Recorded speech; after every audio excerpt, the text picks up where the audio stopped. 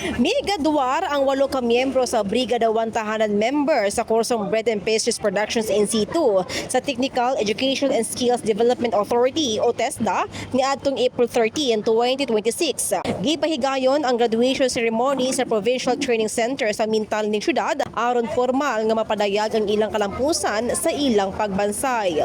Gawas sa 8 ka Brigada 1 tahanan member chapter sa TESDA Scholars, apil usab ang 14 ka walk-in trainees nga malampusong nakahuman sa maong kurso. Ipay sir katungod sa una pamagid ako di pangandoy nga makaisip ko kay nakoy balak yun mo abroad.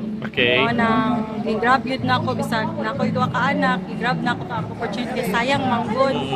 Kay kung sa uban pa gasto pa ka nya diri kay libre lang, libre tanan sakyanan. Hatod sundo pa. Hatod sundo pa nya. Dili ka kon ba di ka magunahon ako kasi pamasahin mo pagkaugma katungod libre lang ang mga sakyanan. Tungod mao magyud niya akong gusto gyud ako magyud gipangandoy nga makakuha ko inisito kay para ano pod ba napoy abri nga uban opportunity nga open sa akong kagalinga nga na makagawas ko makanegosyo ko para sa akong kagalingon para sa akong mga Nalipay jud kay ko sir nga kuan nakabil ko ani ang kuan sa TESDA sa scholar sa Brigada 1 tahanan sa TESDA. Kay dako di kayo kuan mahimo na ko ni nga kuan negosyo pag negosyo sir. Labi na nga daghan nami nakatunan jud sa bali sa 18 days na mo nga pag-eskwela dito sa TESDA.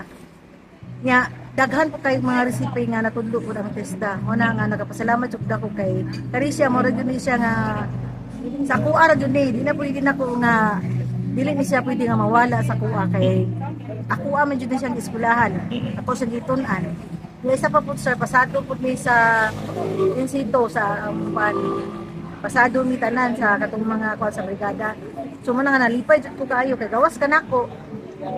Napod ako mga kauban nga nakapasar po sila. Nasairan nga ang maong kalampusan, gilauman nga makatabang kanila sa pag-aplikar sa ilang nahibaluan, isip panginabuhian ug dugang oportunidad sa ilang trabaho. In the heart of changing lives, ako si Brigada Justin Rose Pabi sa 93.1 Brigada News FM Davao, The Music and News Authority.